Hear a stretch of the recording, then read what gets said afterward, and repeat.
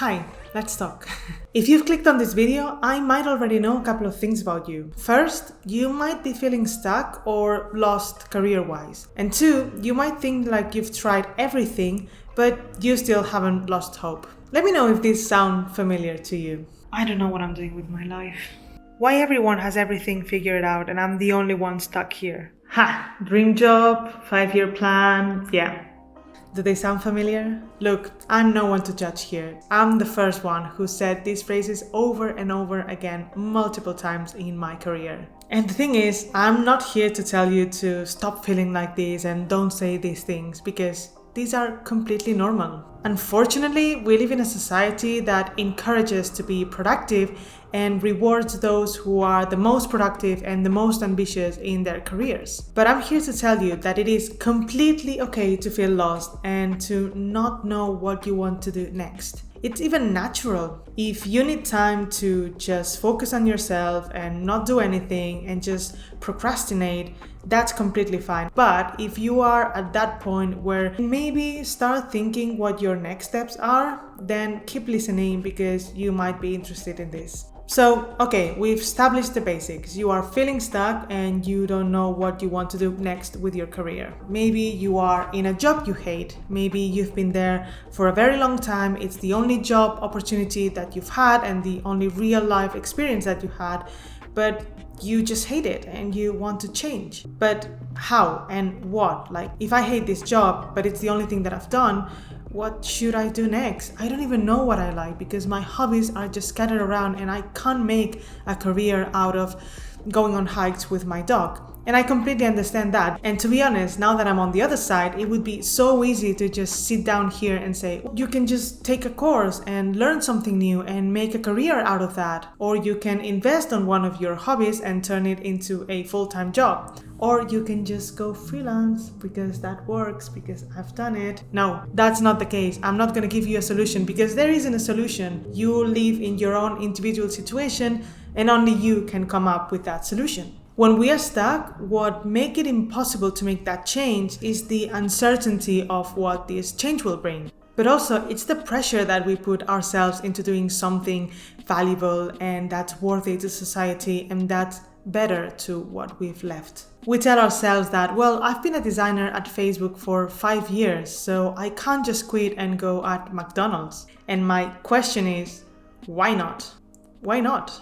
What's the worst case scenario? What's the worst that will happen? That you won't have like a cool line in your resume or that you will have a gap in your work experience? So what? What's the worst that can happen? I'm telling you this because one thing that's really helped me into discovering what I wanted to do next in my career, it was to put things into perspective and not just think on what will look good or what will make others think that I'm amazing and so successful, but just think about what feels good for you. And even if you think about the worst case scenario, will that feel that bad?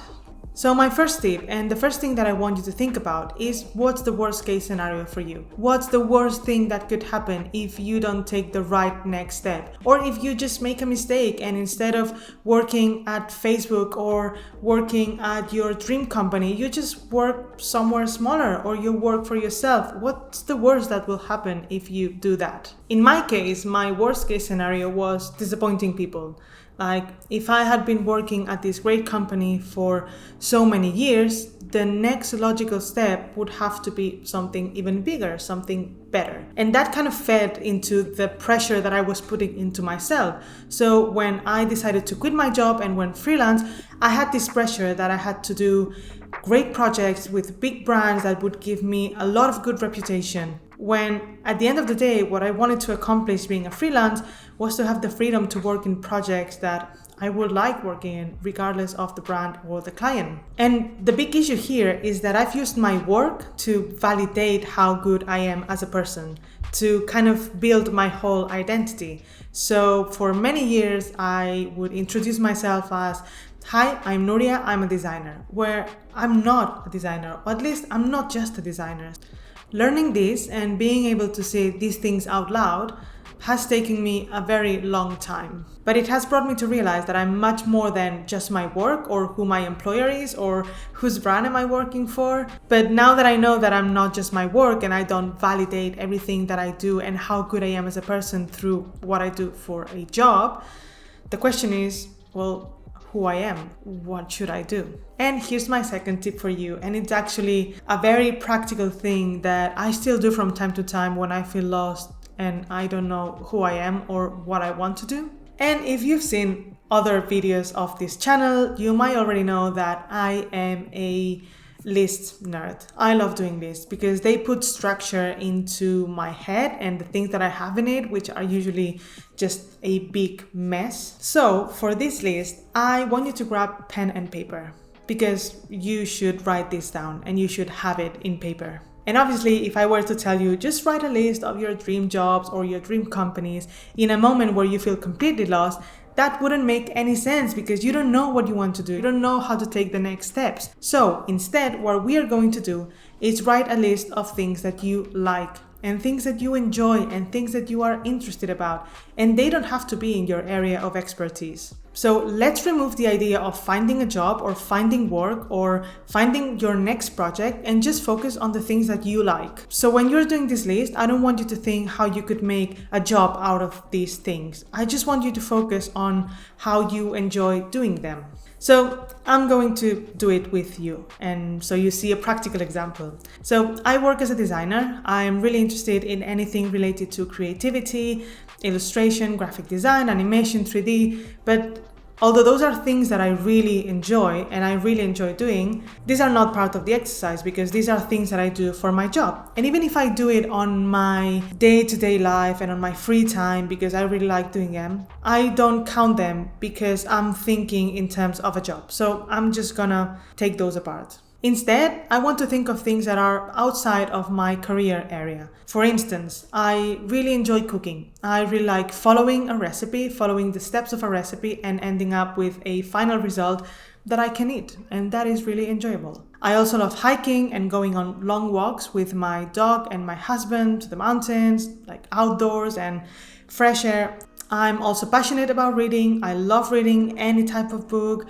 You will always find me reading, as well as I love pottery and embroidery, which are hobbies that I've picked up recently, and they're quite relaxing and I just really enjoy doing them. I also love learning languages, and it's something that I'm passionate about. It's something that I spend a lot of time in my week doing, as well as I love spreadsheets and learning how the economy works and how to find the best investment and where to invest and how just money works. And I'm also interested in people's behavior. So we could talk about psychology in a way, how people behave, how people communicate with one another and find relationships. So I'm very interested in that. So if you take this list, it might not make any sense, but it's a way to define who I am as a person apart from my job. And it's a way to realize that I'm more than my niche, I'm more than my work, and my identity is not defined by a job title, and that there are other things that define me. So we are not talking here about finding your dream job, we are talking about discovering and defining who you are as a person apart from your job. So you might think that people around you have everything figured out, and that's something that is very isolating. You see others talking about their career successes and their new promotion and their new job and how they've gone freelance, and you might see that as a way of comparing yourselves to them and saying that you might not be enough. And that is a huge problem because again, it's taking your work and validating your whole persona and your whole identity through how successful and how important your job is. And that is really, really bad as a society that we've gotten to this point. So although this video is not exactly about giving you a solution on what you have to do if you feel lost or if you are stuck career-wise, maybe use it as a way of thinking differently about how we perceive jobs and how you might think about your next work opportunity. So if you are in this position, just try to embrace feeling uncomfortable and thinking about what your worst case scenario is, not how it is perceived or what others might think. Just think about how it would feel for you to end up in your worst case scenario. Remove yourself from this job title narrative. You are not your job. You are you, and there are so many things that make you interesting and that you like and enjoy doing. You're not living to work. You are just enjoying life and doing things that you are passionate about. And again, your work doesn't define your value as a person. I know that it might sound a cliche, but don't compare yourself to others and just focus on the things that make you you. I know this video might be a bit controversial, especially because so many people are around this job narrative and how working makes you better and how to advance in your career. But it is a narrative that we've been taught over and over, but might not be the right one for you. If you want more resources or support or encouragement along your journey, I suggest you subscribe to this channel. This is not the only video I want to do about this topic. And as always, thank you so much for watching, and I'll see you in the next video. Bye bye.